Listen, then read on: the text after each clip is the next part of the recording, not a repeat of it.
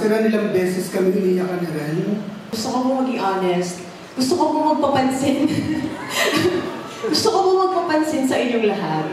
Gusto ko po mapansin niyo po ako, kaya ko po tinanggap itong proyektong to.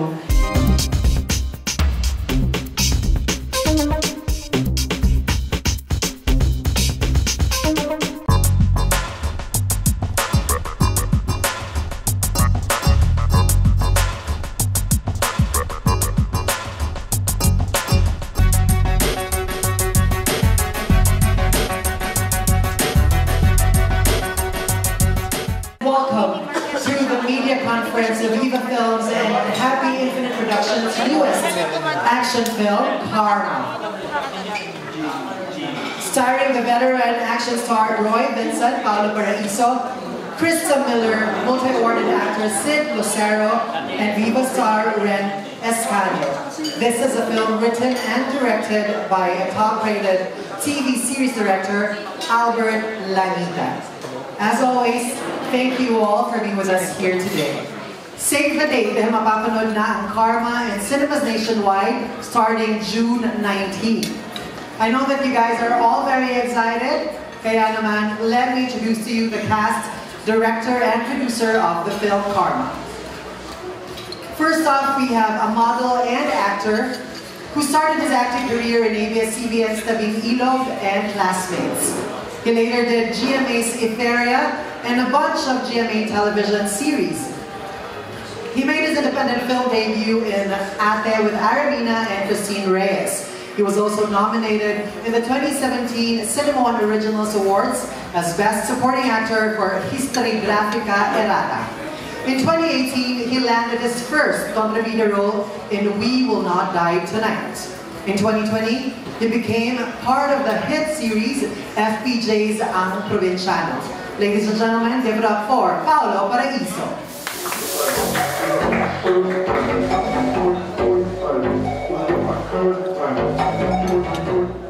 Hello, good afternoon po sa inyo. Maraming salamat po at nandito kayo. Hello.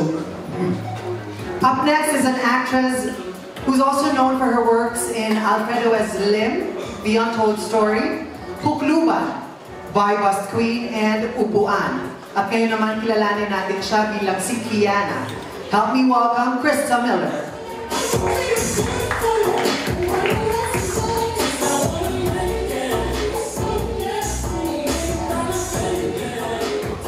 Hello po, good afternoon po sa inyong lahat. We also have a well-known actor and model whose acting career began in 2004 with soap operas, which earned him a Best Actor Award for his role in Zelda and Muli at the Gawad Urian Awards.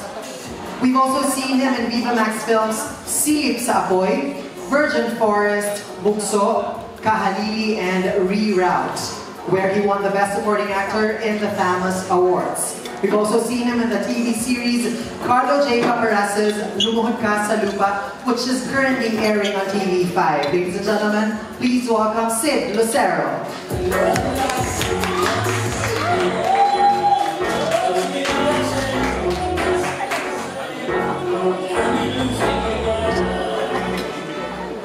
Up next is an actress known for her films Adan, Untrue, The Other Wife, Paraluman, and Marita.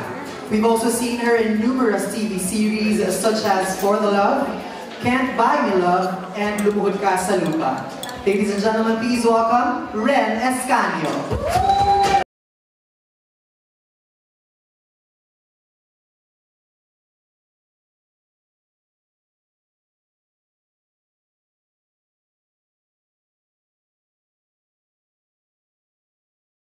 The series Case Solved, Impostora, Contessa, The Millionaire's Wife, the hit teleserye Ang Provinciano, and the film Amnesia Love.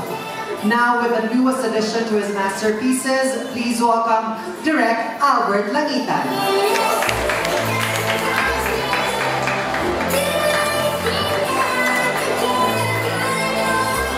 Hi, Direct. Lastly, we'd also like to welcome the producer of the film Karma, Miss Grace Mariel Isaris.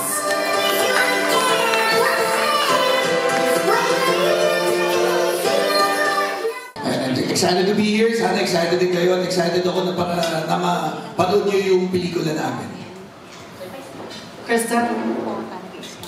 Ayan, sobrang excited din po ako dahil actually ito yung first kong gumawa ng action film, kaya sobrang exciting talaga. Marami na ako nakalimutan tungkol sa pelikula since marami na rin nangyari. Sabay natin maalala lahat. It's gonna be a journey we're gonna share. Hi po! Hi everyone! It's been a while. Huli nakita-kita tayo nung Marita pa, and now may bago tayong pelikula, ang Karma. I'm so happy na nandito po kayo lahat ngayon. So many familiar faces. Thank you po sa pagpunta ninyo, and sana supportahan niyo po kami sa aming pelikula. Thank you po. Good afternoon everyone. Maraming salamat po sa pagsama sa amin dito ngayon. Of course, proud ako na makasama ang mga artistang mahuhusay lahat.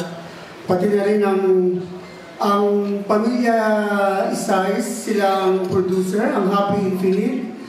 Sila ang new breed of producers na kinakailangang suportahan natin kasi sa mga kagaya nila, nakasalalay din ang pagunlad ng Philippine cinema.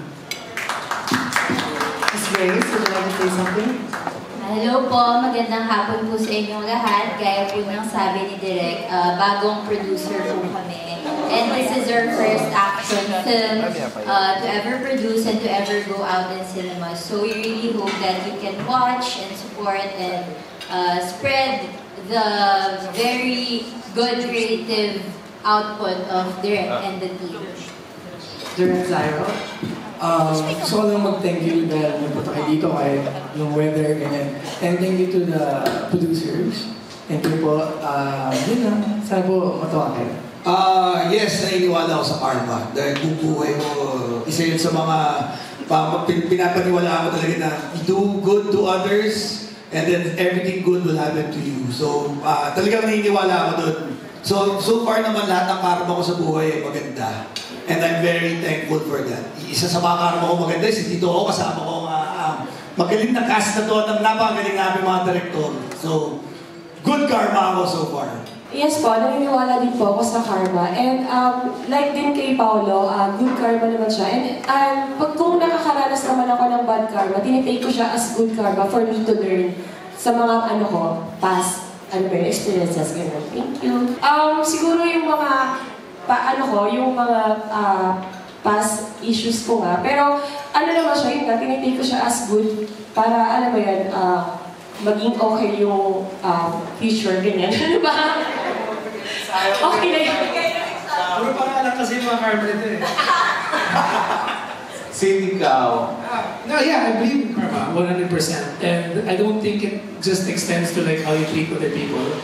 Because all my life, like si Paolo, I've been up and down under the wheel. And I noticed that I don't really treat other people poorly. In fact, I've been raised to treat everybody as equals, right? But I realized also that it goes and it extends to how you want to treat yourself. And ever since I started being nice to myself, the world started shining back at me. So I'm really happy. And it actually started during our time, di ba? Yeah.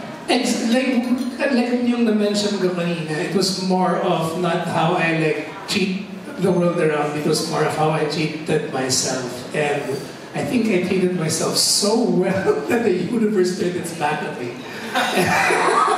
I partied too hard. Is that what you want to know? Yeah, so anyway, after that, like I said, the first question, you start treating yourself better. The universe, it smells back at you. Well, katulad po ng mga kasama ko, naniniwala din po ako sa karma. Pero hindi po ako naniniwala sa revenge. Parang gano'n. Naniniwala din ako na may mga times sa buhay ko na may mga nagawa pong mali, may mga nasaktan akong mga tao. Pero I think hindi ko consider na bad karma yung bumalik sa akin because kung may naranasan man akong mga hirap sa buhay dahil sa mga nagawa ko before or may mga naranasan ako na naging uncomfortable ako, I think ang good karma naman doon is natuto ako, nag-grow ako as a person, as an actor. I don't think nandito po ako ngayon kung hindi ako natuto sa mga bawat pagkakamali ko, kung hindi ako nag-fail, kung hindi ako natuto sa bawat mga nangyari sa akin before. But it doesn't mean naman na kapag kinarma ka in a bad way is you're a bad person. Hindi naman po ganun yun. Part siya ng life. Lahat naman tayo nagkakamali. And lahat tayo for sure. Doon sa bawat bad karma na yun, may natutunan tayo. And for me, kung meron ka natutunan after nun is, it's a good karma for me. Yeah. Ako 100% naniniwala ako sa karma. Kaya nga nagkaroon ng karma. Kasi ako nagsulat din ng pelikula na to. Of course, there's always good and bad karma, but at the end of the day, bottom line, universe will always find a way para itama kahit na nagkaroon ng...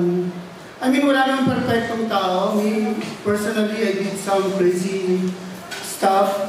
Pero dahil kong nararamdaman may ginagawa ng universe or the higher being, God, maybe para ilagay ako sa tama para, I think, the bad karma really is yung iparana sa'yo yung mga life lessons na ginawa mo to, so ito yung consequence. Pero yun na nga, ang pinaka-importante, the good karma is babalikan mo yung mga hardships na pinagdaanan mo because of the consequence of your wrong decisions para mas maging strong ka. And me personally as a director, as a writer, nagagamit ko lahat ng pangit na pinagdaanan ko para mas ma-enrich kung ano man yung craft na ginagawa ko. I personally believe in karma also, like all of us. Karma can only be bad if we won't take it as a lesson. So, pagka pinalagpas natin lahat ng mga masasamang ginawa natin and like Direk said, yung universe nagbibigay na sa'yo ng signs, tapos hindi mo pa rin inaayos kung ano yung mga dapat mong ayusin sa sarili mo, then you will forever be in a bad state. So, good or bad karma, it's something we can all learn from. Yeah, naniniwala ako sa karma. Like, lahat ng sinabi ng mga friends ko, pag-usapan ko natin yung religion, lahat din naman yung sinasabi nila na just do good and good things will come. Kahit na you feel na parang hindi, pero dahil sa karma, ito eh. Yun lang. Side story lang, sila nilang beses kami iniyakan na rin. Pero pag tinignan mo kasi si Ren, parang kaya-kaya niya lahat. Pero sa totoong buhay, palagi siyang nagkakaroon ng doubt na, kaya ko ba ito? First time nung mag-a-action. Actually, nung matinding shooting sa Baguio, puro fight halos yun, ilang beses siyang umiyak, tapos sabi niya, Direk, hindi ko kaya blaga. Hindi, Ren, kaya mo yan. Nagawa mo na nga yung mga nakarangit eksena. Pero nung ginawa niya, kapag napanood niya, magaling talaga sa kanya. Siguro yung self-doubt, na-reinforce din nun yung gagalingan niya talaga para sa kanya. So, anyway, kaya na rin. Magaling siyang action star. Anyway, yung mga struggles natin, siyempre alam naman natin na unang-una, pag sinurvey natin ng Philippine cinema, normally ang mga lumalabas lang naman sa atin puro mga rom-com, family drama, kasi alam natin lahat na mahal gumawa ng action films. Kaya ka sobrang nagpapasalamat ako sa mga producers. Of course, si VJ. Si VJ actually ang nagtawid sa akin, palakpakan natin si VJ. Siya ang nagtawid sa akin sa family niya na open-heartedly parang sinabi nila, sige, subukan natin. Baka naman mag-create tayo ng difference. So, siyempre si Mariel, siya yung mukha ng Happy Infinite, di ba? At the young age of 23, sumusuong na siya sa mundo ng entertainment. So, malaking thank you sa Happy Infinite Productions. At kay VJ, of course, kay Mariel. So, yun ang pinakamalaking struggle. Saan ka kukuha ng funding para makapag-create ka ng magandang pelikula? Kasi tingin ko, kung wala silang tiwala, hindi mabubuo ito eh. Of course, minsan pwede tayong sumablay, pwedeng maging successful, pero at the end of the day, kailangan natin gawin. Kasi Merong magandang konsepto, may magagaling na mga artista, hinto ba tayo ron dahil sa problema lang ng pagpupondo? Tingin ko palaging may mga taong may kakayanan at magtitiwala para iangat yung industriya natin, lalo na pagdating sa action genre, na nakakapagtaka lang na napag-iwanan na tayo. Kasi magaling tayo sa action genre. Magaling ang mga Pilipino, madiskarte, alam ko na yan.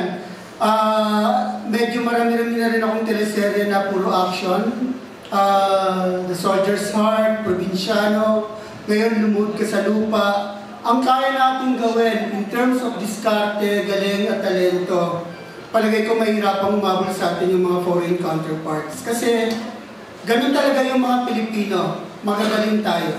Siguro ang pinaka-struggle para sa akin, yung hindi magbigay ng more than doon sa in-expect kasi sobrang galing nila. Pare-pareho kaming uhaw lahat para ibigay sa inyo yung dapat namin maibigay and more.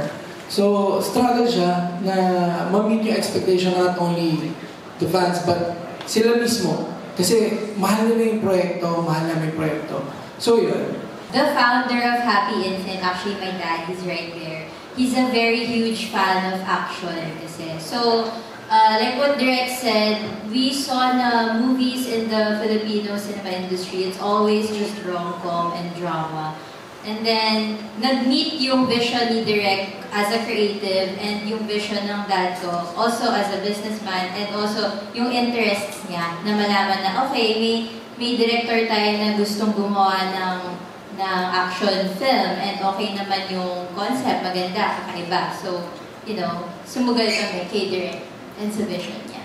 Well, ako, nung natawagan ako para sa project na to, kasi coming off Provinciano, nakatrabaho ko si Direk Albert, tsaka si Direk Zairo. Nakita ko na yung work ethic nila. Ang galing magsulat ni Direk Albert eh. So doon pa lang sa Provinciano pa lang huli na ako doon sa talent ni Direk Albert tsaka Direk Zairo. Tulad nung sinabi ni Direk Zairo kanina, ni Direk Albert, yung diskarte ng Pilipino, makikita mo pag nag-shoot kami, yung mga scenes namin sa Provinciano dati. Usapan nga namin dati sa cast ng Provinciano, parang yung unit na nag-shoot kami, parang pelikula na ginagawa natin yung coverage. So, ganun ang kataas ang respeto ko kay Direk Albert at kay Direk Zairo. So, nung nalaman kong kinukuha ko sa pelikula ko, wala na akong tanong-tanong, sinabi ko agad sa mga Galigalyado, okay na ako dyan, hindi ko na kailangan basahin yung script. Alam ko naman ang gagawin ni Direk Albert, ang big vision niya eh. He always talks about this vision about action films. And naniniwala ako dun. Kaya, pagdating sa project na to, kung anong sabihin direct, siya captain, susunod kami bilang mga sundalo. So yun. Thank you. Ano po kasi ako, syempre nakapag-sexy films na rin ako, dramatic film, and then yun, nagkaroon rin ako ng mga comedy na movie. And then, ito talaga, yung action film talaga. Sobrang dream ko to.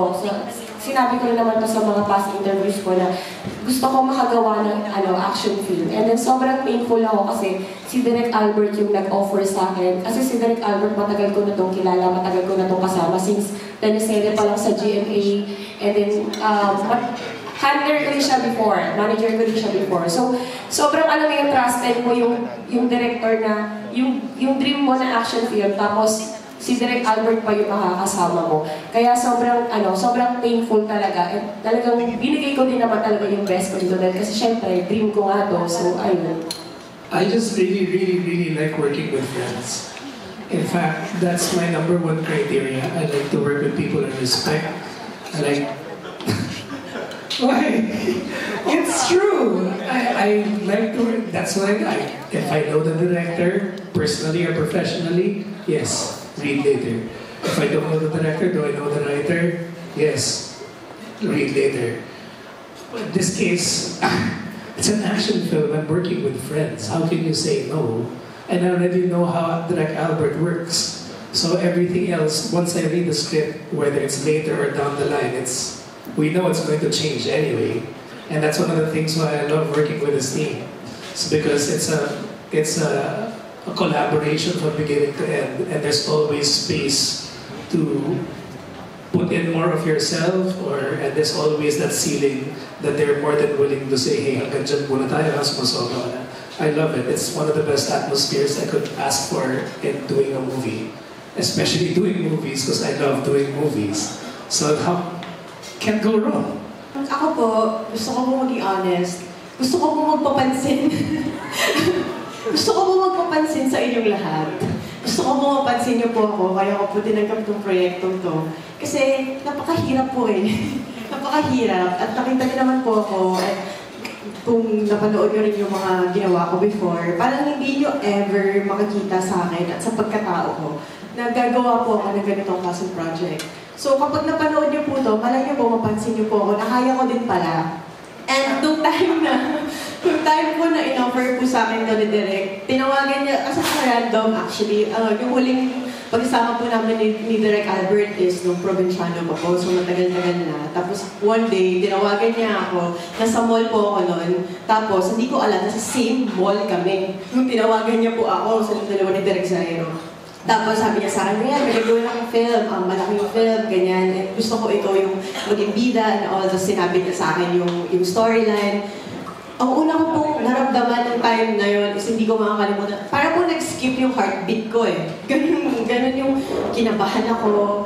And ako, kanila ko po yung sarili ko. Once na kinabahan ako, natakot ako, the more na feeling ko hindi ko kaya, mas gagawin ko siya. Kasi gusto ko palagi yung nagda-doubt sa akin ng mga tao, yung parang nakikita nila ako, hindi na kaya yan, kaya ba yan? So the more na mafe-feel ko na hindi makikita ng mga tao na kaya ko siyang gawin, mas gagawin ko siya. Matigas po yung ulo ko eh, and grabe ko po yung paglaban yung ganun sa sarili ko, na parang hindi ko to kaya, pero gagawin ko kasi malay natin pag-work, and gusto ko po talaga lagi pinoprove yung sarili ko, lalo na sa mga bagay na akala ng mga tao hindi ko po kayang gawin. Kaya tinatanggap ko palagi yung mga project na nakita nyo naman po na parang hindi ko siya kayang gawin, pero so far, napupull off ko naman po at hanggang ngayon, nabibigyan po tayo ng project. So, thankful po ako. Tapos, katrabaho ko po si Sid Lucero, na sobrang laking bagay po sa akin. Ang laki po nang natulong niya sa akin sa pelikula na to. Magkasama po kami sa Lumod Ka sa Lupa. So, swerte ko. Yan po. Sobrang blessed ko na binigay po sa akin to, lalo na Direk Albert, Infinite Productions, as in Happy Infinite Productions, ng Viva. Kinonvince ko po ng malala ang Viva, si Boss Vic, tinawagan ko, "Boss, I wanna do this, please, allow me." Agad-agad, in 5 minutes, he said yes. Kasi hindi naman, at sobrang po akong thankful. Lagi ko po sinasabi na thankful po ako na dinistribute po ng Viva itong pelikula namin. Sobrang saya ko po. Thank you. Panoorin niyo po, please. As in, please. Una-una po, minake sure po talaga ni Direk na makapag-action training po ako dahil yun po yung unang-unang kailangan pong gawin. Kailangan po maging malakas ako physically dahil hindi rin po ako nag-workout. Kita niyo naman po siguro, hindi po ako physically fit. So, ang haba nung naging process nung preparation, nag-gun firing. So first time ko rin po makahawak ng baril na takot ako ng time na yon kasi di ba magkakasama kami din kasi nag-gun firing kami. And ang weird na unang gunshot ko pa lang sinamahan ko yung sa gitnang part mismo ng bullseye eh. So parang sabi ko, I think para sa akin to. Yun po, nag-gun training po kami, nag-workshop din po kami, lalo kami ni Ate Krista. Halos araw-araw sa umaga mag-training kami, sa gabi mag-acting workshop kami.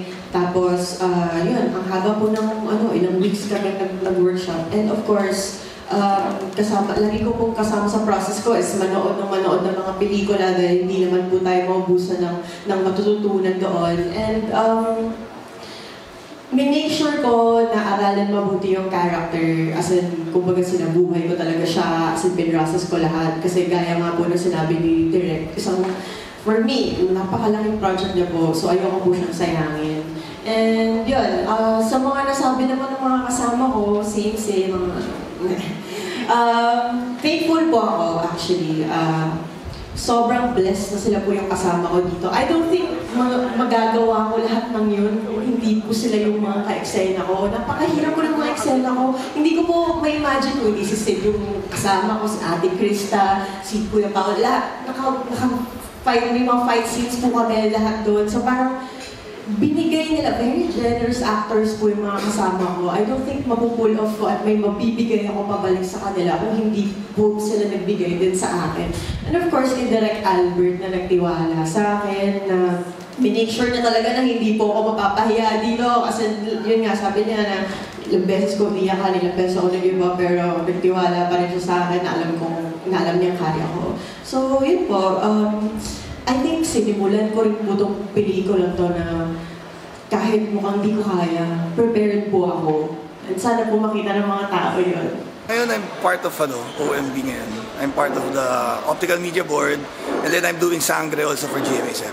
Well, I play one of the hitmen dito sa Karma. Apat kami, si Sid, si Ren, apat kami, under kami, apat kaming hitmen dito na yung story nag-revolve kay Chief and yun, sa aming apat. Manood sana po kayo sa pag-premiere po ng Karma at sa mga sinehan na po siya, panoodin niyo po, supportahan natin pelikula ng Pilipino. I'm playing the role of Rommel in the movie Karma with one of my newest favorite people to work with, Ren Escanio.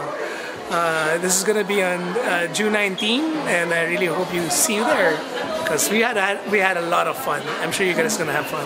Please watch Karma kasi ito yung pelikula na sa tingin ko kinakailangan ngayon ng Philippine cinema. We need variety.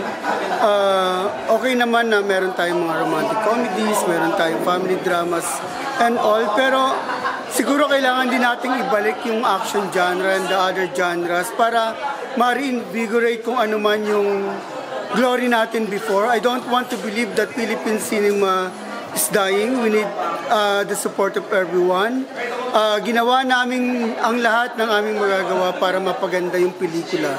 It's action-packed, may drama siya, may mga lesson na matututunan. Yun na nga na if you want to seek revenge, do it in such a way na you don't have to resort to violence but through justice and with forgiveness.